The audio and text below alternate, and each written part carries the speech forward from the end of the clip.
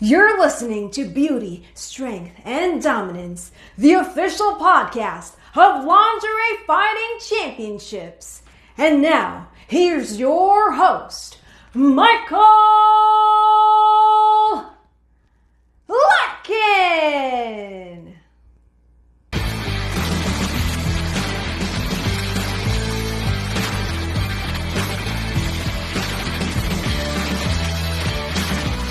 Hello, ladies and gentlemen, and welcome back to another edition of Beauty, Strength, and Dominance, the official LFC Lingerie Fighting Championships podcast. My name is Mike Larkin, and joining me tonight, we saw her make her return at LFC 46 Tunnel of Love and really did her thing against Miss Jordan Blue, the one, the only, the adventuress herself, Mrs. Lauren Ceccarelli. Lauren, it's a pleasure as always. How are you?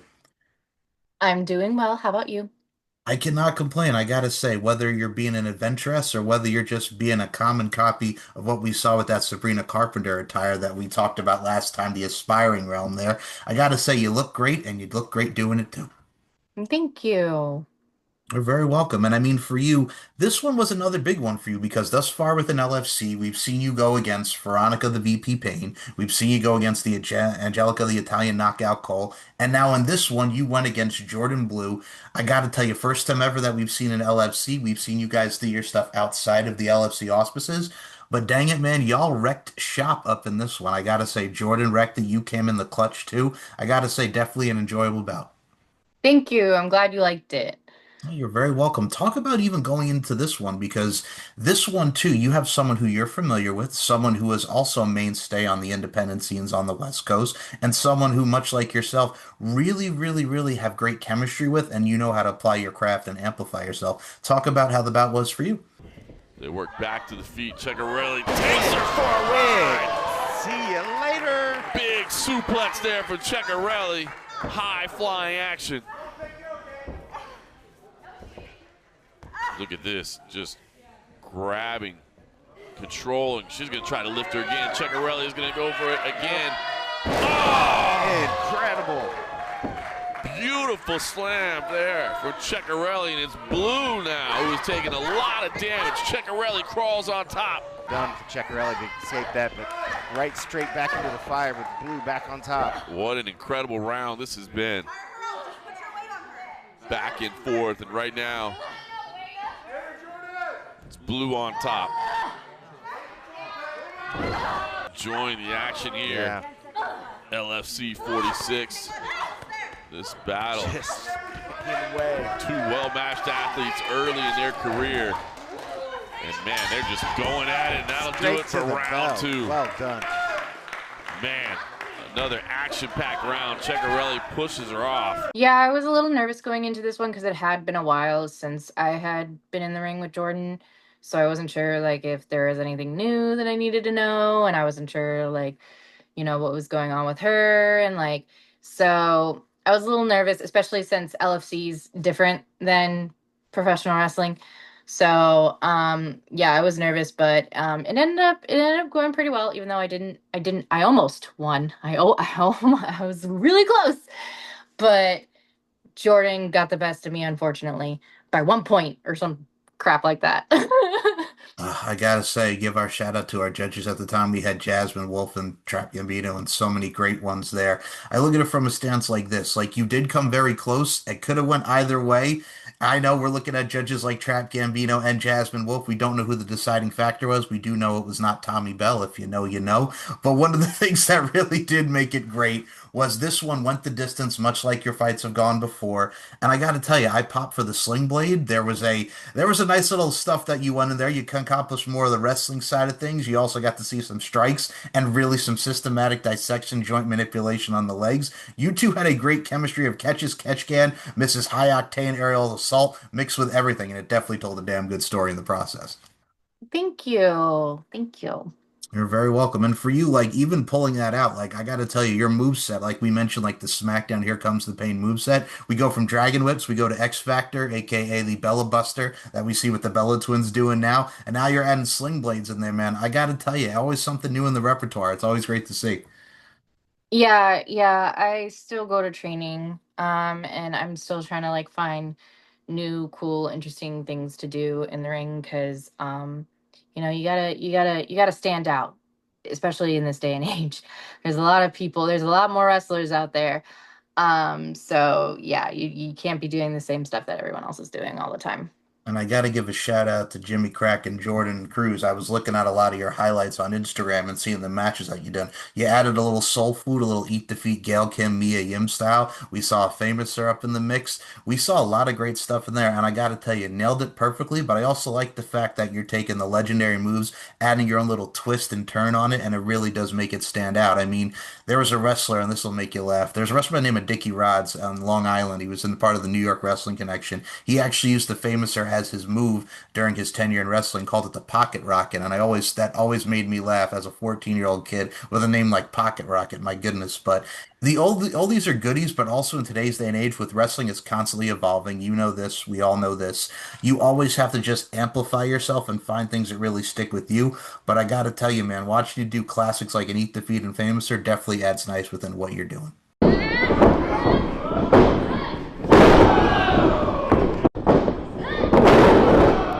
Thank you. Yeah, my coaches are definitely huge 90s WCW wrestling fans. So there's definitely a lot of that influence in my work, because we all kind of like come up with stuff together, like, hey, what could be something that I could do really well? And they'll be like, I think you could do this well. And then I'll see something online and I'm like, what about this? And, like, sometimes I'll like search up a wrestler on YouTube that I hear mentioned a lot in like listicles or whatever. And I'll look and I'll be like, I think I could do something like that. And we'll like tweak it to make it more me, unique to myself. And yeah, that's how a lot of my moveset came about.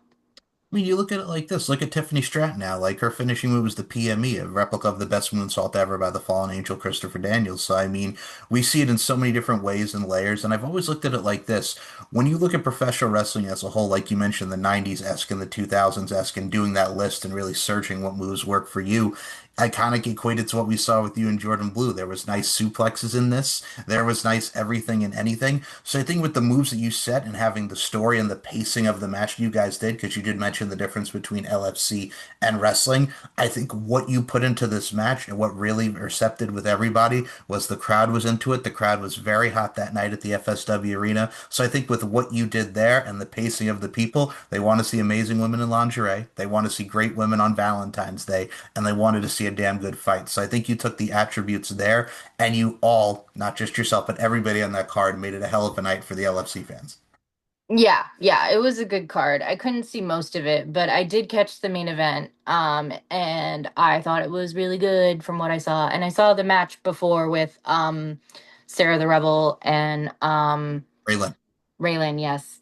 And that was also very good. So, yeah, I caught like the last 75% of it and then the main event. So, and I enjoyed myself. I'm right there with you. I mean, we had talked about it last time I had you on the show. Raylan and Sarah, the Rebel Wolf. If you guys have not checked out that bout in the semi-main of that show, those two just went balls to the wall, and you knew it was going to be like that. Because if you've seen Raylan wrestle and Sarah Wolf wrestle, you know what you're getting. Bella Inc. and Jade Long was just a booty slap mixed with I'm gonna trash talk you. I felt like I was watching a middle school, junior high school cat fight, like when they're coming out of the bathroom and just grabbing their hair and then just boom right into it. And that one was crazy just because Bella Inc. is buck wild. But I gotta say, Jade Long also held her own. I was not expecting that, but she did the damn thing. Yeah, yeah, the trash talking threw me off there. I was like, dang. There was so many different aspects that and I will say this, if you do go back to watch anything, I was curious because Alexis Asher, Golden Gloves champion, made her debut against Emily Sparkle. Those two, for those who've not seen it, actually when it really went out of it, they built the story of Emily Sparkle putting the cupcake right on Alexis Asher here and kind of doing like the mean girls to this tough Golden Globes fighter. They had a great story there, but I think that just sets the tone of the direction of LFC because we got great many indie stars, much like yourself and all these great wrestlers, but you're seeing many different walks of life and facets come in. I think that's just a great change from where we were, which was awesome. This just gets, dare I say, even awesomer to make that a word. But that is something that we get to see different from all walks of life coming in now. Yeah, I think that's always what I really liked about LFC is like the different kinds of talent. Like you get indie talent that, I know, most of which I know personally, but you also get like a lot of, martial artists and like models and dancers and just like a lot of different kinds of people, and it's really cool to meet and talk to them and learn about their background and stuff. Absolutely. I think it's the two S's. You and I have discussed this many a times. It's safe and spectacular. Apply your craft safely in spectacular fashion. But I completely agree with you because I think now to today's day and age, in the year 2026, and I emphasize 2026 because people evolve, things change. I think you have to be more open-minded with what we're going. I say it all the time because everybody looks at OnlyFans or things like that. Like UFC girls do OnlyFans. This and this does that. At the end of the day, who cares? Because it doesn't really overall showcase their work. It showcases the fun aspect, entertainment side. But just because they do that doesn't mean that they're great wrestlers. And they always kind of try to like combine and mesh the two together. I'm like, what people do in their time over here is completely than over here. If you put the work in, if you stay the course, if you go on that journey, that is the main thing. And that's what we see with all these amazing ladies. Yeah, I don't know. I think it's silly when people trash talk OnlyFans, especially like since I've done it, like it's like I don't know, it's silly. It is 2026. Like get over it. Like that's just, it's supply and demand and there's a lot of demand. Absolutely. Well, I've always looked at it like this, and I can't believe I'm going to bluntly say this, Laura, but with a friend like you, I'm going to say it in the bluntest of terms right here. Sometimes I wonder if I was wired incorrectly, and the reason why I say that is I say this in a very funny tone, and here's why I put it like that with that face. It's because it reminds me of just like I was someone, we've all been brought up with that tact, right? It's like respect and love one another, your elders and everything. But I'm like, just God dang it, if it doesn't affect you, or also just mind your business, keep your mouth shut, mind your P's and Q's because I'm like everybody has an opinion, but also number two, what that person does. And I look at OnlyFans for what it is. It's not just what the spicy stuff. There's cosplaying. There's many different layers and networks to do with that. But I think people only see. It depends on what the lens, these eyeballs right here, how people view it just how you view it. It's a different perspective thing, but I think there's still some ignorance there that they don't want to compensate to the fact of being open-mindedness, and that's where we are today as a whole. So yeah, don't mean to go on my soapbox there, but I also wanted to make the joke that I wasn't wired properly because I think how people see things now is different than when you and I were growing up because we are just people that, do what you do, but at the end of the day, be happy with yourself. Yeah, yeah. If what you're doing isn't hurting anybody, like, I don't know, people will try to say that it's hurting people, but it's not. At the end of the day, it's not. It really isn't. It may not be for you, and that's okay, but it is for other people. So just let people do their thing. Absolutely. And I will say this, you and I were definitely going to discuss this, and we'll get back to more LFC talk here. But as we are recording this fine episode, which I thank you as always for doing these, one of the things that's very powerful for a lot of people this month is it's Pride Month, it's men's mental health, everybody. And I say not just men's mental health, but everybody take care of your mental health. That is so important for everybody. I mean, you're going to see D-bags like Dana White come on here and do Dana White things to put in the bluntest of terms. And then you got normal, I'm not going to say normal, but you have the right people that obviously sympathize and really get to see what this is about. So everybody, I always say this, your existence is worth more than you know, and please take care of your mental health because we got a lot of people out here with untapped potential that needs tapping into. And also with it being Pride Month, there's a lot of great people out there, especially this one with what you do at Full Queer. There's a lot of great stuff out here with diversity and equality. So go out of your way and do the damn thing, people. Go ahead, Laura. Yeah, mental health has always been something that I have been very passionate about. I think, especially here in the United States, we do not do enough to facilitate good mental health. So yeah, the more we can bring awareness to it, and the less we can the more we can destigmatize it. That's what I'm trying to say. I think the better off we'll be because it's an important conversation because the brain is a part of the body. And how you're feeling is like, chemical reactions in your brain, it is a part and it does affect the rest of you physically, and it does affect how you move in the world and how you react to things, and like it's important, like emotional regulation, self-care, all that is very important. to maintaining yourself and being your best self. Absolutely. And I mean, and I got to tell this right now, as far as the mental health side goes, and I say this to everybody, much like Laura mentioned, I think in today's day and age, with what we know now about concussions and what we know about with everything, you really need to take care of your, dare I say, to quote Bobby Boucher and the Water Boy and everything with the medulla oblongata. You have to take everything into transcribe and just really go into transpiring and really transmogrifying what you do with yourself because your importance, like we mentioned, is worth it. But also at the end of the day, too, you never know who you're going to resonate and generate with, and that is so powerful within one's being. And then I got to tell you, one of my favorite tag teams over here, we got to talk about Slay Them because, again, Pride Month and full queer and everything that y'all are doing. You and Darwin crack me up, man. It makes me, I'm entertained every time I see it. I know I say it every show, but I love the Slay Them mentality now. It definitely goes along with what y'all are doing, and I love to see it. Thank you. Yeah.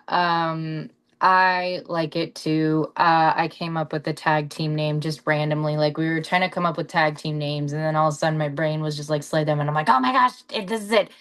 And Darren wasn't sure at first, but then talked to our friend Belle Beefer and our number one fan, Belle Beefer, and she was like, no, it's a good name. And I'm like, well, if she says it's a good name, then we have to go by it. So there you go. Shout out to Belle Beefer, man. Belle Beefer's got some good taste. Tell to the yeah. Yep. Hey there, folks! It is Slay Them, formerly known as Adventures in Science, currently known as the Harvey Milk and Sylvester Tag Team Champions for Full Queer. But just because adventure isn't in the name anymore doesn't mean the adventure doesn't continue. In fact, it is continuing all the way to Las Vegas at World's Greatest Wrestling. Isn't it, Finchy? That is correct, Lara. We are coming to beer zombies. Ooh, scary. But we're not scared. We're going to take on any competitors that want a shot at our tag titles here, at our Harvey Milk and Sylvester titles. Let's see what you got, Vegas. Let's see if the world's greatest wrestling has what it takes to take on the world's greatest tag team right here.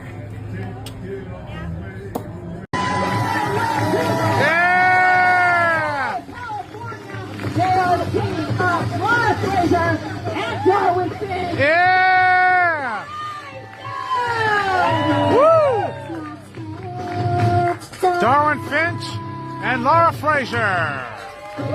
Yeah! Woo! They're going for the tag team titles here tonight. Really looking forward to this one. Yep. That's the thing I love too. First of all, your promos are there. I mean, going from what Adventures in Science was to where you are now with Slay Them, definitely get to see a lot of adaptation and growth and evolution of both of your characters. But I think this definitely sends a great message to people, a fun time. And I gotta say this right now, we touched upon your wrestling abilities and what you put into every match and in your character.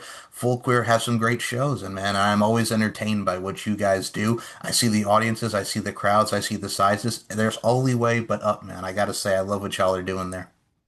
Thanks. Yeah, Full Queer is a lot of fun. We've been working at a lot of different places. Basically we're kicking off our festival season where we'll be working like different festivals, and it's really cool because we get like really big crowds because like there's no ticket price, so people just come in. There's no barrier there. And it's really cool because like sometimes we'll be doing shows that are like family oriented and like mostly for children, and then sometimes we'll be doing stuff like Wholesome, which is definitely not for kids and only adults. And it's just cool to like get to do like these different things for different audiences and like adjusting our styles. It definitely is very stimulating creatively, and I like it. I'm right there with you. And first and foremost, shout out to everybody of all ages, man, because that oriented right there brings people together because that's wonderful. And I love the camaraderie in the community. But I also got to say this right now. I think the kids, and I'm going to say it to the youngins out there, especially what's going on now. Y'all need that entertainment and that love and that laughter in your lives with everything going on. Everybody does, but if there's anybody that truly does, it's the kids, man. So kids, keep smiling, doing your thing. That's what it's about. Yeah, for sure. They definitely inherited a very crappy situation, and I only hope it gets better for them, so by the time they're adults things are better for them because by the time we became adults, things got worse. So I hope it swings back the other way. I'm right there with you. Actually, this is going to be my follow-up, and I saw this on social media. And as a fellow millennial, I'm going to say this to you. How funny is it? And I'm going to put this into perspective and definitely really think about this, Miss Lara Frazier. How crazy is it that the millennials are the last generation to grow up without social media? And it's very, very true and very potent because we were back. I think all we really had was what, like MySpace before Facebook and everything came into fruition. Yeah, I remember getting a MySpace in high school, and then by the time I graduated high school, which was my junior year, I graduated a year early, because I wanted to get the fuck out of there. Um, and I got a Facebook, and then I went to college, but everyone at the college was still on MySpace, so I got on MySpace again, and I was on MySpace and Facebook. Then finally, everyone went to Facebook, and then I got a smartphone, and I discovered Instagram, and then I got a Twitter, and yeah, it just, oh, it definitely didn't start happening until like after I was like 17. It didn't start exploding. Like I remember when Twitter first started and people were trying to explain it to me and I did not understand it at first.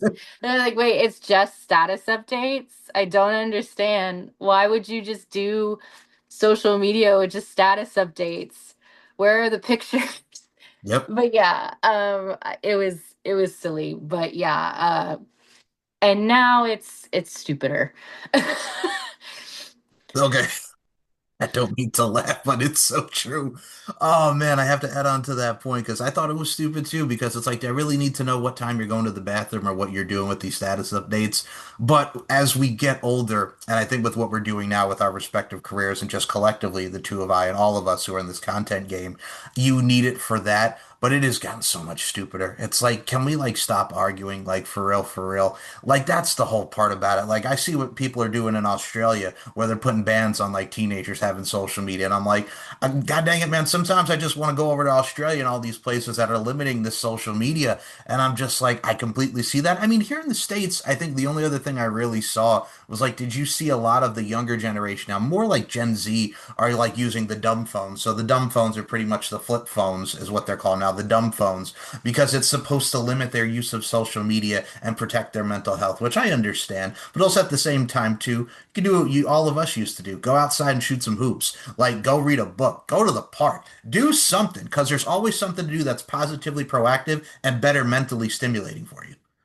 Yeah, yeah. I definitely did a lot more reading before I got a smartphone.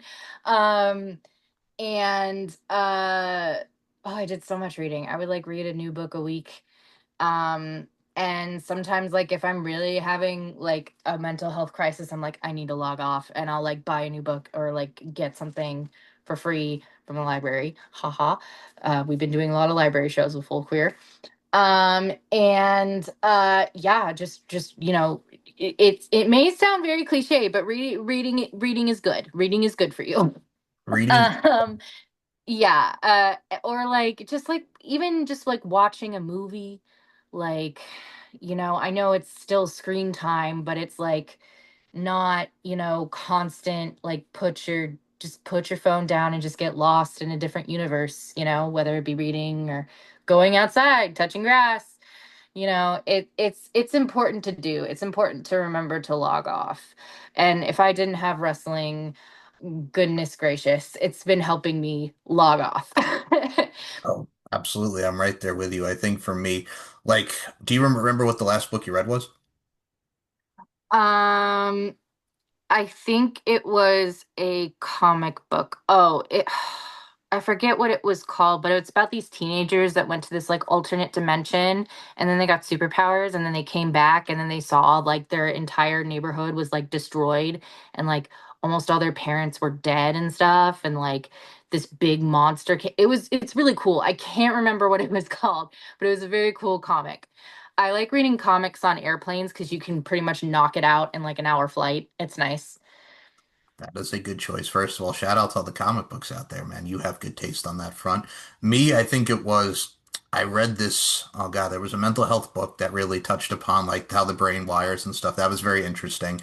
I will say this to anybody, if you really want to find out and learn more about mental health, And I'll send it to you after I have the link in my Kindle. But it's one of those things where it's just like it's very fascinating to see how one's brain works and the many different ways that we can kind of cultivate our minds and everything. So I thought that was interesting. And for the other side, I just read like a mystery book just about like the wife was murdered. It was kind of like a who done it. I forgot the name of it, but it's actually very good. You can't go wrong with like the classics. So I think stuff like that is just so keen, and it's definitely something that takes you into your imagination, to put it in the bluntest of terms, and also makes you just steer away from the overall bullshittery that is going on now. So you need to steer away from the bullshittery, is the gist of that. Yeah, yeah. Sometimes it's just good to like decompress by like, using your imagination or like, I don't know. I like movies that make me think and make me think about like, okay, like movies that don't spoon feed everything to you, but like you kind of just like have to think about it yourself. And it's like, okay, what is this movie trying to tell me? Like what's the theme? Like what's going on? And I really have to sit and resonate with it. Stuff that makes my brain work on something else other than who knows what else is going on. You know what it is for me too? Like I recently caught up, especially movie wise. Everybody wanted to see about Michael Jackson, like the early start of the career. Very good. I will say this to anybody, go out of their way and watch it for the early stages of Michael Jackson's career. But then I got royally pissed because actually it's coming out this week, the three-part series on Michael Jackson's The Verdict from the 2005 trial. Like you got this, and then here comes Netflix with this, and I'm like, all right, we got to rehash this from 21 years ago now. Like this is what we're doing. You know what I'm saying? It's just like we go from that to showcase the legendary legacy of Michael Jackson, and now we're going to The Verdict. And yes, I know it's a part of it, but it's like, can we just like leave this alone after 21 years, please? Please? Ugh. Yeah, I mean like I don't know. I'm kind of mixed about it because like while I, really do appreciate, Michael Jackson's work and it's very good and he was a very skilled dancer and a very skilled singer, I do think like for the sake of the people affected, like, Yeah. I don't think that should be minimized. But at the same time, like he is gone. He's not profiting off of his work anymore. So I don't know. I don't really know how to feel about it, to be perfectly honest. I'm still working that one out. I completely understand. I mean, I also look at the subject matter of it too. Like, I recently caught the thing that they did on ID about the boy bands. And I mean, how many times I get it with what happened with Lou Pearlman, who, by the way, is an asshole, and everything ripping off those guys and their monies and all the stuff that he did. But also at the same time, too, it really does get to show, like, again, we love the entertainment business. This is what we grew up on and everything that we love from different many forms of artistries. But it's like, God dang it, man. Like, even like the quiet on the set we've touched upon about the Nickelodeon stars, it just shows what the ugly world it is. And I also say this, if somebody was to tell me, and don't even compare this to me, like who was worse, Michael Jackson or R. Kelly? R. Kelly, it's about up there if you look at like the situations, but R. Kelly is way, way out there, or even Diddy. So, I mean, we've had so many entertainers like, the entertainment world is wild. And they're still alive and they were still profiting off of their work. I don't think R. Kelly is because R. Kelly's locked up, but Yep. I think Diddy got guilty on some counts. I forgot the exact details, but I don't stream Diddy anymore and I never streamed R. Kelly. So I might have, I don't know, but he's never been my thing. So Here's my thing. All right, I'll go with you on this because you and I can also agree on this, and this is why I love talking these many subjects with you. I can always look at it like this. Was R. Kelly, they call him the king of R&B. Like if Ignition comes on, it's the remix to Ignition, hot and fresh out the kitchen. Can I listen to that now without thinking like, oh no? I honestly, you know what it is too, and it's hard because like I remember when that song came out. I remember when Step in the Name of Love and all these songs that they would play at barbecues and stuff. Like it's nice music and it has a nice little flow to it, but I can't necessarily invest my time in it because I'm like, man, you did a lot of shit. And like going to high schools and like preying on these teen girls and all this stuff. And I'm like, you know what? This is supposed to be a wholesome song about love and really just dancing and grooving and having a nice time. But I'm like, you know what? Nah. So I've had to do it myself too. Like I can't yeah, after that. I can't think about it, especially with the stuff like with Alia and Yeah. that. And it's just like, yeah, oh, that's just the tip of the iceberg. Just, yeah. And I can't. It's like Harry Potter. I can't consume any Harry Potter content without like being like, ugh, J.K. Rowling. I'm going to tell you something right now, Lara Frazier. I grow to like you even more within these shows because we'll get into J.K. Rowling next. But here's my thing about that. I've always said this about R. Kelly and Aaliyah. Aaliyah, you give me Try Again, you give me Rock the Boat, anything that she did away from R. Kelly. And I mean, don't get me wrong, her early stuff was great, but that stigma kind of outweighs the fact of this amazing young lady who had such great hits, a beautiful voice, baby girl, like, and Timbaland. But it always gets overshadowed by R. Kelly, and that's what's so sad about it. Yeah, I know. She was really talented and definitely gone too soon. And it makes me sad to think about because she had some bops and she probably would have kept making bops. They recently posted the video up of her like bringing. First of all, here's how humble and classy she was when she won the award at the 2000 VMAs. When she brought her brother up on stage with her, and the brother's crying right behind her, like that right there is a sweet and humble moment. It's like, you know what? No, you're coming up on stage with me. You're my brother. I love you. You're gonna share this moment with me. That right there is pure class. Yeah, I know. Yeah, gone Oh, too soon. absolutely. And then the J.K. Rowling stuff. I've always said this. Harry Potter, if it brings people together to read and get more kids to reading, I think that's wonderful. I think the subject matter of the book has scored a lot of great films with everything that we've seen within it. But I'll say this right now, J.K. Rowling, you can go fuck yourself. To put in the bluntest of terms, like seriously, that woman's ideology and just everything that came out of there. Oh, the disrespectful stuff that she said and just everything. She's another one that kind of just makes my blood boil to put in the And bluntest. she doesn't stop. She will not shut up. She just keeps doubling down. And it's like, just when I think she's done doubling down, she doubles down again. She triples down. She quadruples down. She quintuples down. She just keeps going. Like, shut up. Yeah. Like, we get it. Okay, we get it. Yeah. Shush. Shush, we get it. That's another one. It's like you have these amazing books, but it's like you're an asshole. Like you're Hmm. a fucking asshole. But that's the thing too. I think we see that a lot. We see a lot of people's truer colors coming to light. And I think that's such a problem with today's day and age. And I mean, like we mentioned, blocking out social media and everything. But you also remember a day not just without social media, when people can actually just behave normally or somewhat normally. Like we can talk about things to agree to disagree instead of just doing this all the time. Like for real, like too much drama. Too much drama. Yeah, I think talking in person helps because you're able to like be like, okay, this is a human being and you're able to like understand that. But when you're like typing on a screen to like a profile picture and like a wall of text, it's hard for anyone, like myself included, to remember like, okay, this is a person that I'm talking to, and it can just get so nasty. Like I try to avoid that stuff. I used to argue all the time on social media, but now it's like whenever I like do get myself caught up in it, I'm like, oh no, no, no, we're not doing that anymore because it's just not worth it. It's not worth it. I have grown to that too, and especially with what we do in the LFC world, because we see those comments. We're not we're not stupid. We know what y'all say. Like, here's my thing. People go at me. Some people have gone at all the talents just because how can you be doing this stuff? And it's like we love it, we enjoy it, and we entertain and we love what we do. We're storytellers, we're content creators. It's what we enjoy, and everyone that's involved in this presentation loves what they do. And I think that's wonderful, the group of people that surround us. But here's the thing, our girl, the VP, Veronica Payne, said it best because they just put out the post on the LFC IG of her and Ariana Blaze with that broken arm and everything, a very viral clip that went viral, and everybody was going at Veronica Payne about her abdominal region, and same with Ariana, and she was just like, "I'm a mother. Like, if you got nothing nice to say, don't say nothing at all." Yeah, Perfectly. yeah.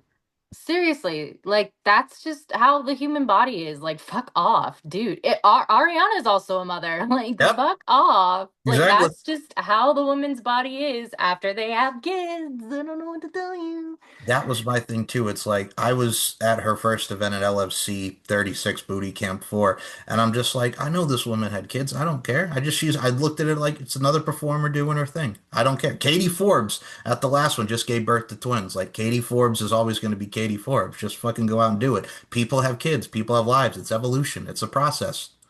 Yeah, and they still look great.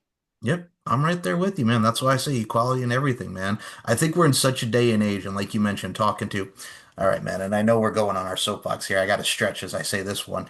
It's one of the things where I always look at it like this with people. We are in a day and age where, like you mentioned, like the egg profile pics won't even show their face. And I always find it so funny because I always go back to the comments of, so of course, Leon Joel Kane, shout out to the coaches and everybody when we did our review shows on the YouTube channel. And it's like, oh, we don't want to see these three guys talking about the LFC. And the guy that wrote that was a dude in his room wearing a lucha mask. And I'm like, bro, you really want to come at me and you're wearing a lucha mask in your profile on a YouTube channel? That's what I'm saying. It's always the ones that like have no profile or it's just one photo or they're wearing a lucha mask. Like, show your face. Show your Yeah, they're cowards. They're cowards and they're not happy with their lives and they just take it out on everyone else. And they can do it easily on the internet with no consequences. And that's the problem. That's Yep, why we gotta log off. I keep exactly. saying that, log off. Yeah, but is it become a thing where people are just like, and especially with the younger generation, I'm not speaking of us, because you and I can log out perfectly like that, right? So with us, like how we grew up, depending on the kids nowadays, like the Gen Zs, the Gen Alphas, is it one of the things like I think COVID also did a lot for them because COVID, growing up in the times where you're separated, you're doing stuff like this over Zoom or the internet. I think it's just their overall normal and the normalcy of just like, hey, this is how we do it now. I think it can be positive to get people to talk during especially tough times, but the negative is that's what they're more keen to now. Yeah, yeah, I think it definitely developed a dependency on um technology. Um and that's unfortunate. And it's hard because it's like, oh, how do you counteract this? How do you get less dependent? Because even me, like I catch myself like relying on my phone way too much, which is why I'm always like, I gotta take a second to get away from my phone. Um, but yeah, yeah, it's rough and it sucks and we gotta, but like with every new technological development, there's always like a messy period and then we figure it out eventually. Like I felt like when we started doing movies, it was kind of like that. Like they had the Hays Code, which was awful. And then, they learned from that and they got away from that. And like TV happened. And, we've kind of learned how to regulate that for the most part. There's still some shady ass shit going on. But and I feel like with the internet, we're still in a messy period and we're still figuring out how to like have this technology in our lives in a healthy way. And I hope we figure it out. I hope so too, man. Like you and I and a lot of my peeps have had this conversation of it's one of those things where like when first of all when Facebook came out, never wanted it. I had a friend that bugged me that wanted me to get on it, so I just did that. And I think within like the first hour I had like 30 something friend requests and I'm like, okay, I need to like calm down with this. This is a lot of So people. popular. First of all, not even. Okay, I'm not yelling at you. I'm just saying in general because I'm going to think about it. Not popular at all. I'm really not. No, not in the slightest. I'm the nerdiest of the nerds, and I'm okay with that. But No no, shit. hey. So anyway, thanks a lot. No, it's one of those things where, yeah, when I look at that, I'm just like, yeah, but yeah, the nerdiest of the nerds. All right, you know what? You take over for that one. Now you just want to go no shit on me. I like that. Go ahead with that nerdy shit. What? What? No, no, Yeah. I didn't say anything. I said Okay. nothing. All right, whatever. So no, 30, 40 friend requests and not popular in the slightest. But I always looked at it like this. Like we start, like we get curious into stuff like that. But as we get older, it's like, this doesn't mean a goddamn thing. Like for real, like it's not real life. And I always look at it like this. If I wasn't doing what we're doing here, promoting and all that, like I'd probably just be living my normal life, doing a normal job. But yeah, we see a lot of that in today's society. Okay, go ahead now. Talk about the Facebook stories. Yeah, I don't think if I was wrestling, I would be on social media. I would log off entirely because yeah, that's really why I'm there now is mostly just to promote my work. I barely use it to be social. And when I do, I always not always regret it, but like I regret it often when I use it for actual socialization. So, yeah. No, I'm right there with you. And we joke also, by the way. And I will say this shout out to all the nerds. Nerds rule the world. But no, I always thought about it like this. And you know what it is too? Like everybody always using classified nerds and everybody is like, oh, this stuff and blah, blah, blah. But isn't it noticing now how no more of the nerds and the geeks are kind of the ones who are more making the sense? And then you got the meatheads and the jocks are just more of just stuck in their bubble. I think a lot of us have evolved to the fact of, look, we're not in high school anymore. And number two, it's best to have critical thinking. It's best to obviously use your mind and adapt instead of staying in your one position and your overall one thing in your lane where you just are so out of the norm of what's going on, and you're just so in your ways that it dilutes you and it doesn't have any quality for learning. So I think a lot of people kind of stay in their lane and that aspects, and sometimes you got to put a little nerdiness into it. Put some nerd sauce on it, if you will. Yeah, yeah, definitely. Yeah. I think that's some of the best things too. And speaking of some of the best things, to all the nerds who rule the world, let's talk about this because not only has Lara Frazier done her thing with her Sabrina Carpenter vibes and an attire with the lingerie, I got to tell you, let's talk about this first on the style and aesthetic before I get to the photo shoots. Talk about going into this one because you've had some memorable ones thus far. You came in as the witch, you had a lovely thing with Angelica, the Italian knockout Cole, nice little vibes to it. This one definitely kind of amplified it with being Valentine's Day. Talk about the thought process going into this. Yeah, I really liked the outfit Sabrina Carpenter wore to the Brit Awards, and I was just doing some online shopping, thinking of like what I would wear. And I saw a set that looked a lot like it, and I was like, well, that's perfect. I like dressing up like pop girly, so that works. Is it one of those things too? And I always say this, like you see so many people kind of always have their aesthetic and their style into everything and within their character. I think that look is never going to go out of style with the pop girly stuff because it's not and it's awesome. But also number two, like if you can make it your own in your own flavor, it works. And also number three, who doesn't love Sabrina Carpenter? Like that's just always going to be like that. Morons. Okay, whoa. But no, I first of all, I'll agree with you on that because the girl's talented. People get, first of all, I think we discussed this the last time, but we're going to emphasize this. I don't care about some of the stuff if she has a little bit of sexiness to it. Like Britney Spears, Christina, and Mandy Moore didn't have any sexiness to it. It's a part of the image. It's a part of the entertainment. Okay, like stop. What are we doing? What are we doing? Really, I think people are starting to get like crazy about it again. Cause like I saw this YouTube video that's like, why are people in underwear singing? And I'm like, they've been in underwear singing since like fucking Madonna. Like, are you serious right now? Like, why are we in a moral panic about this? It's been how many decades? Like, just get over it already. Jesus. Listen, I think this will make you laugh because I'm not sure if you saw this concert. So, NSYNC always had their legendary concerts. One of the big ones was the No Strings Attached tour, which they did at Madison Square Garden. They did in so many levels. Okay. You know how when I first, as a kid and as I got older, I remember them performing Digital Get Down on stage. And I remember seeing JC Chazet literally hump the floor. Oh, yeah, It, you told me about that. oh, this man literally dry humped the stage. And I'm like, it's a dance move. And as I get older, I'm like, this man literally just dry humped the stage. Like, it happens. This is the sexual. Friggin' AJ McClain and their friggin' Backstreet Boys doing Quit Playing Games with My Heart and they're fucking in the water and the rain's off. It's the sexual appeal. It's for the girls. It's for the teenagers. Okay? It happens. Yeah. It's an image. Stop it. Like Madonna. Do I even dare say Madonna? Like, stop it. Stop it. Yeah. Or like I remember like Spice Girls, the song To Become One, like it was a thing that we discussed, like, oh, now I know what this song is actually about. I was just straight up singing this in the backseat of my car and my parents just didn't give a shit. Listen. And it didn't fuck me up, you No. know? I think other things fucked me up, but that didn't. Absolutely. It was the innocent but also simpler times. I mean, 98 Degrees used to come out for one of their performances dressed as like spacemen. And it's like, what are you going to say something about 98 Degrees coming out dressed like spacemen? What are they doing? They're not in space. What's somebody going to make that comment now? Like, come on. Like, Yeah, no, they won't because people are weird about sex. It's weird. it is very, very weird. Like, it's a part of our lives. It's evolution. Like, we learn this stuff in health class. Like, what are we doing here? Oh, again, it's a part of rewriting the narrative. Why do you want to rewrite the narrative? Like stuff that is bad is not cool. I'm sorry. And I'm going to say this. I know we've been going on our soapbox a little bit, but we're both very passionate people. I'm sorry, but a lot of the red pill way, as I put it, like I'm sorry to say, it's not cool to praise Hitler. It's not. I've never seen such dumbasses acting like, oh, Hitler, the Holocaust wasn't so bad. Like, in what world?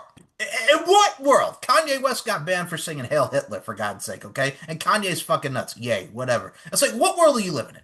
That what you think you could do that? I know what world you're living in, but still, at the end of the day, what world are you really living in? The internet, like I said, log off. Oh, oh my God. It's just, yeah. You know what it is? It's one big day of opposite day. Remember the episode of SpongeBob Opposite Day and SpongeBob's acting like Squidward? It's one big day of opposite day, Laura. Crazy cartoon world. Yes, I actually did think of you. Speaking of craziness, so somebody actually put up on a nostalgia thing. We've touched upon this in the past, and I cracked up as soon as I saw it. They were talking about old school DComs, right? And man, the one that they played on there, Stepsister from Planet Weird, and it's the point where she's just writing in her thing in her language, and then Courtney Draper comes in and she's in the sink as the bubble, and I'm like, God dang it, man, because I immediately thought of you when we had this conversation. Like out of all the storylines, and it's memorable because 26 years later, a lot of us still have nostalgia of those DCOM movies when they used to come on like Friday night, and you'd have the Disney and concerts on Thursday nights. But it's like a girl who hates the win is a bubble. Got a little alien vibes to it, and you just complesh the three, and man, you get Stepsister from Planet Weird. Like, what are we doing? But it was funny. It was cheesy, but it was funny at the same time. Yeah, Disney was on some weird shit for a little bit. Yep, that's I immediately laughed when I saw it, but I'm just like, hey, it was something different at the time, and you always got to try something new in anything, so it works. Yeah, yeah, throw everything at the wall, see what sticks, you know? Like, oh, kids might enjoy something silly like this. Yeah, it's just I've always looked at it like this, man. And I'll make a wrestling reference. Quote Jeff Hardy, "We all exist to inspire," and I think that's the best thing to really look at it like that. You have to exist to inspire, so to speak, with everything. True, And true. another thing, speaking of true, we talked about the badassery of this fight with Jordan Blue, and I definitely want to see a rematch between the two. We got to, like I said, there's so many great rematches and return matches here, but definitely I think you guys need to run that back. You really do. Yeah, yeah, that would be really cool. I gotta say, you always make the most of your time within your LFC run, and it's always great to see that. Always just accomplish more. But speaking of accomplish more, we gotta talk about these photo shoots, man, because they came out excellent during the time leading up to this. I gotta say, you're really styling and profiling and coming and showcasing, dare I say, not only the sexy internally, externally vibes, but you're really showcasing that confidence, man. Those photos came out excelente. Thank you. Yeah, I was really glad we had a photo day. Because I remember last time we didn't really get a chance to do photo shoots. I think they said they were gonna do it, but then they only did it for some girls, maybe. I don't know. But yeah, it's always good to get, good content out of that. Cause like, it's good to get promo photos too, because it's like, oh, I hate sending him like the like crappy quality photos that I like took with my phone in a bikini with my friend, like at a park. Like, it's nice that they have their own good quality photos that they can go to whenever they want to bring me back. Um, and yeah, they looked great. They look great. I will say that. I will say this, one of the things I've always admired you about this is you're always like the discipline side, and I said this within your work that I love that you're really amplifying the character and you're putting things together and it's coming out very nicely. But I gotta say on the other side of things too, you're definitely really you're disciplined with how you take yourself within just the body and everything that goes into it and just really keeping yourself intact. I do admire that because it definitely shows within these photos and your work. So kudos to you. Thank you. Thank you. It does not go unnoticed, man. We have a lot of hardworking people out there doing their thing. And I will say this about you, Miss Lauren the Adventuress Ceccarelli. I was actually checking out some stuff, and I got to talk about some Brittany on here. So one of the Of things, course. oh yes. So one of the things that this one and I bond over is our love for Britney Spears. And I was actually looking to see what came up. Somebody put up Baby One More Time again online. And again, love all music, love all genres, but god dang it, man, watching Joe Thomas sing I Want to Know to Britney Spears in Hawaii, that clip came up again. So fantastic, and you could definitely see just Britney in the vibes and shining her light. But dang it, man, like that one always sticks out because it's coming up always on my feed a lot, and that was really a hell of a show. Like Britney in Hawaii did her thing. Oh yeah, I that was recorded on tape for me by my parents. So I watched that a lot. Was the Fanatic one also a big one for you? Remember when she was on Fanatic on MTV? No, I know. The only thing I remember was when she was debuting the Oops, I Did It Again album. She did like a whole, I don't know if it was with Total Request Live, but it was the debut of the Oops, I Did It Again video, which changed my life. Um, and yeah, I had that recorded and I watched that a bunch. Because back in the day, we used to have to record stuff on TV on tapes in the analog days. Kids. I don't want to hear about them complaining about stuff because we literally had to put in the blank tape to friggin' tape this stuff. So shut up about like media now and all that. You guys would not survive. Stop it. Sometimes they would tape over something and it's like, no, why'd you tape over that? No. No, I had the okay. So if you've not seen The Fanatic, and if I can find it, I'll send it to you. This girl literally, oh God, like she broke down as soon as she met Britney. It was very touching because Britney was so nice to her, and it was a great piece. The Oops, I Did It Again one. I think I know which one you're talking about. It was like she was giving out the CDs to everybody, and it was just so nice and wholesome. Like, can we go back to when TV was like that, please? Like, really? Yeah, and she was doing like Q&As about her album. That was really cool. And they were like, "Oh, yeah, I remember them asking all kinds of really interesting questions about the album, like if she gonna move away from pop music, and she was like, I mean, I like experimenting, but I'm pretty much sticking with pop music." And it's funny how like, because like you see that a lot with artists now, like people will ask those kinds of questions, and it's like, oh, they were always asking those kinds of questions. So it's very interesting to see in a different time period and stuff like that. Well, you also have to understand, like, I still remember the days of the Columbia House Records and actually ordering CDs and having them come in the mail. My mom used to do that. Power Records. Power Records, yes!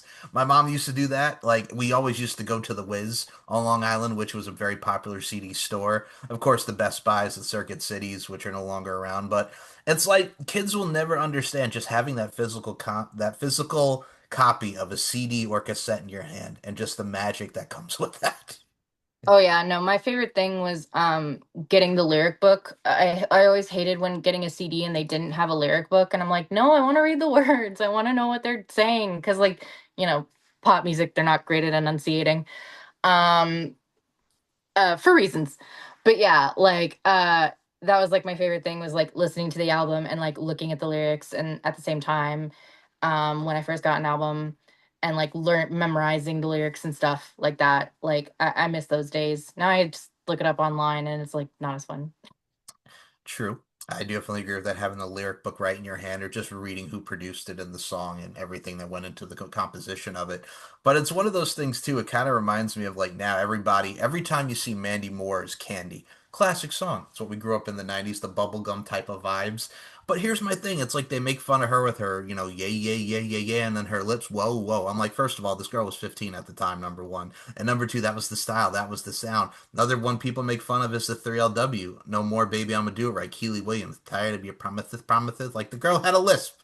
You know what I'm saying? It's still Give fun. her a break. Let her live. Like she was like what, like 14 at the time. For real. Like a baby. Yeah.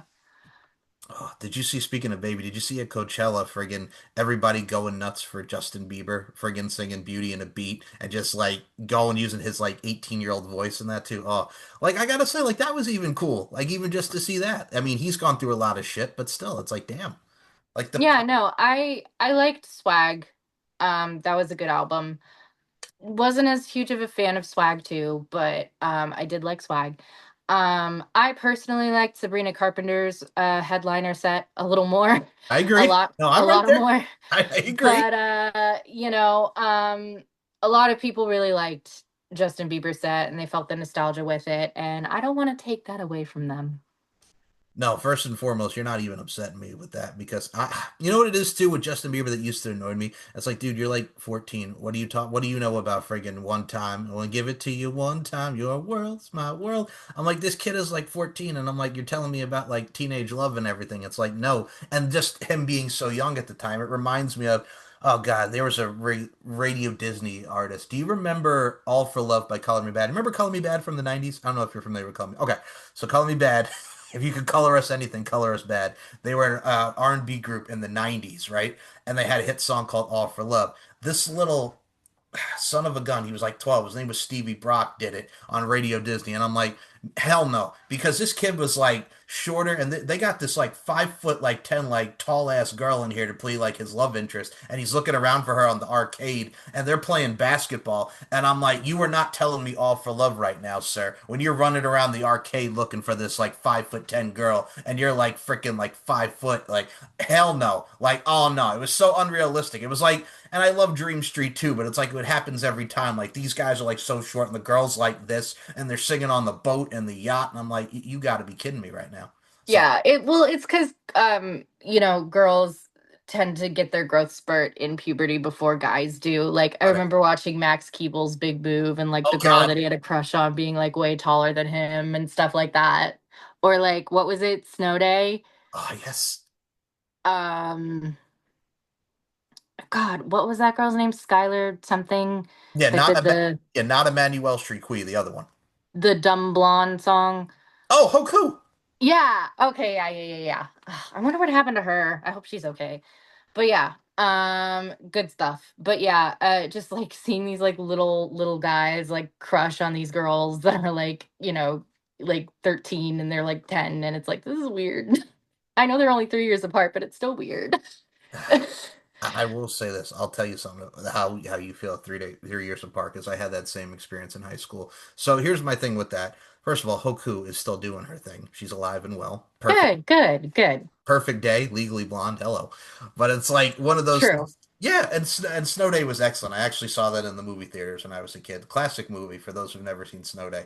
Max Keeble's Big Move. This one over here. Do you remember what song played every time he would like look at the girl and he would just get the dream eyes? Remember what song played? It was a Britney song. Yep. Which one? God, it was Baby One More Time, yeah? Yep. Yep. Okay. Yeah. Okay. I remember. It was the intro. Yep. Yeah. Okay. Yep. Oh, I think that's what made me want to watch the movie is because like my friends were watching it at like a party or something, and I'm like, is that Britney? yep.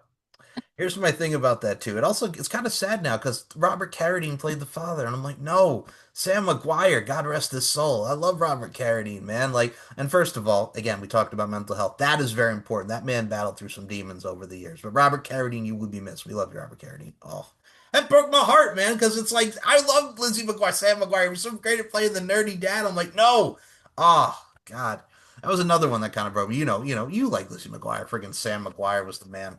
Oh, Oh, I had a huge Hillary Duff phase. I was all about Lizzie McGuire when like Britney was kind of going through her stuff. stuff when she had that long break before she did Blackout. I kind of went over to Hillary because she was starting to make music. So yeah, that was my void. She filled my Britney void for a little bit. You know what it is too about Hillary Duff? Another very criminally underrated musician. She just put out some new music now and it's good. It's Like so good. I listened to the whole album. It's really good. she has a very unique and great voice to her, very like sets apart. I mean, here's my thing about Lizzie McGuire, and I think the episode I always go back to that little. All right, I'm gonna say it, little cocksucker Ronnie, man, friggin' with the stupid blonde hair. Friggin' you got Mandy Moore's "Walk Me Home" in the background, and then Gordo sees her kissing her, and then she's like, let's have some chocolate chip cookies. Like, I got you a cookie. The kid got you a cookie. He's your friend. Take the cookie. And just like she's crying, and I get it, Ronnie, and all that, but spring and fever, whatever it was in the air, little cocksucker Ronnie never got over it. That dude was a shithead in that episode. Not the actor, the character. What a little shithead. You remember that episode? Which one? You never saw the first kiss one where she kisses the blonde kid with the Ronnie? No?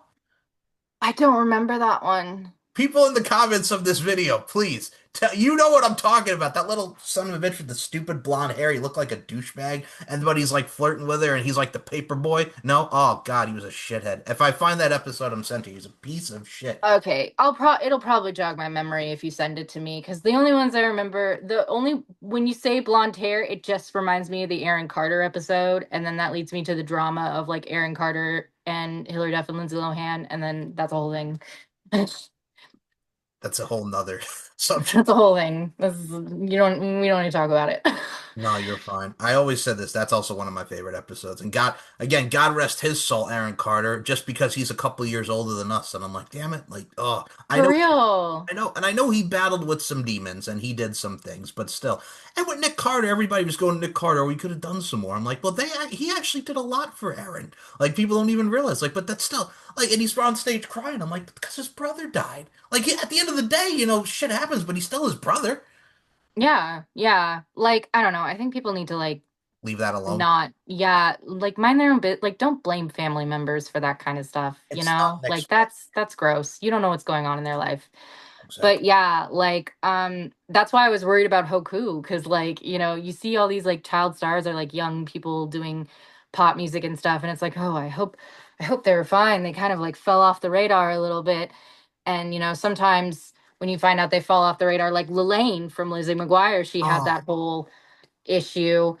And yeah, it's just like I just worry when I haven't heard from someone in a while. It's like, oh no, did I not hear from them because of that? But no, I'm glad Hoku's still doing her thing. And I'm sorry that, some people aren't. yeah. No, it's just with Lalaine too, to even go on to your point on that. That's still one of the most iconic Lizzie episodes too, when Miranda had an eating disorder. Like Hmm. and then Us Against the World by Play. Yeah. The music video. Like that's another iconic one that really sticks out. That's Show. that's a bop. I love that song. Us Against the World. Oh, take me back, literally. Like even the short like Euro pop days of like these artists still was good. Radio Disney had some good stuff back in the day. Yeah, yeah. That's what I'm saying. And I know we do reminisce on the nostalgia and stuff, but there is still some good in the world, ladies and gentlemen. You just have to find it and also just know your surroundings, to put in the bluntest of terms.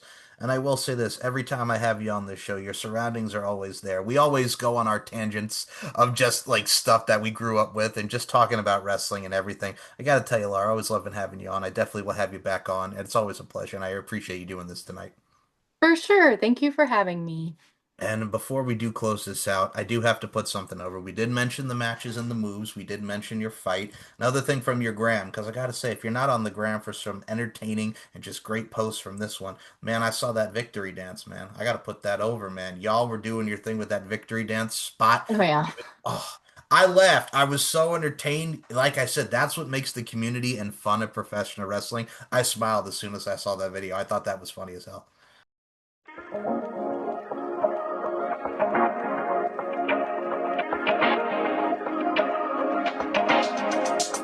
Come talk to me. I love the way you're on to me. Looking at you, looking like you're wondering if we're here for the same reason.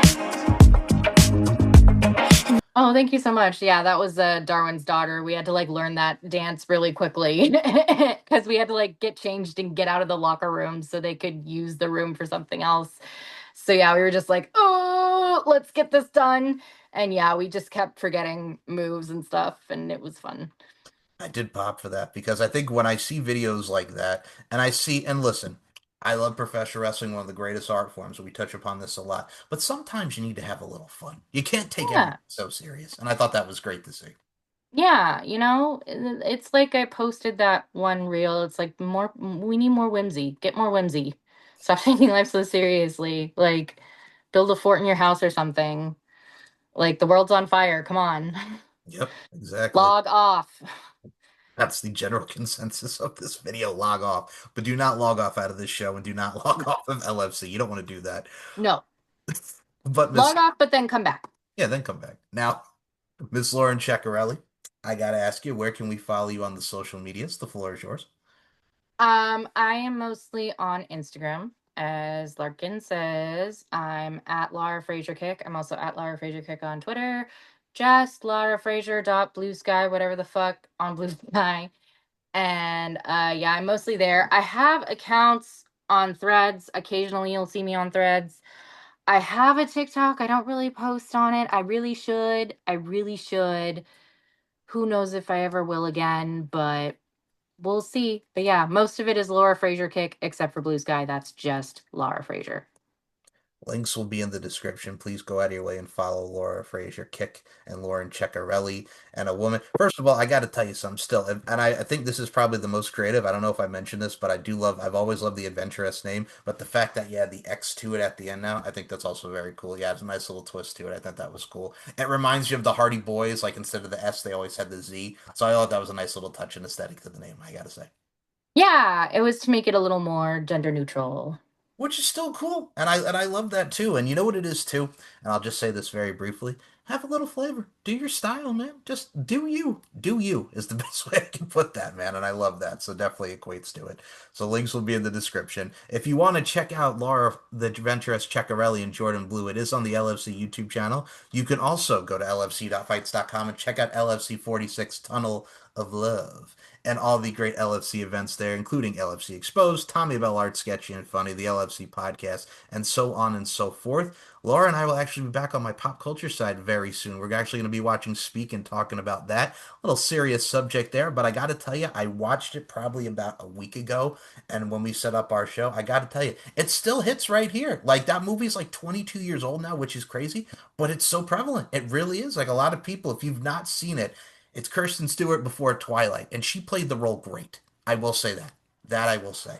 Like, She is a really good actress given the right roles. I Yeah. just think that, like, some roles she's had may have not been so meaty, but when she's given a good, juicy, meaty role, she can cook.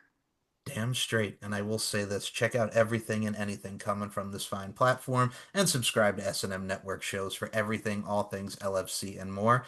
And you, my friend, do you have any final words to the LFC universe after now your third fight and a great bout at that against Jordan Blue? Anything for the LFC universe? Yeah, I got to get another win. So comment below so I can be 2-2 and not 1-2. Thanks to who I should fight that I could easily beat up so I could be 2-2 because I don't like this having more losses than wins thing. Not for me. Well, I will say this, to your point, more W's for Lauren, the adventurous Ceccarelli. Dubs. More dubs, but also at the same time too, more great moments and memories. I'm putting a plus on that. I'm putting the positive. I'm being optimistic because you're getting more. I got you. For So, sure. with that being said, for Lauren the Adventurous Ceccarelli, my name is Mike Larkin. We will see you next time in another edition of the LFC podcast. And oops, she done it again. Booyah. Oh, Lord.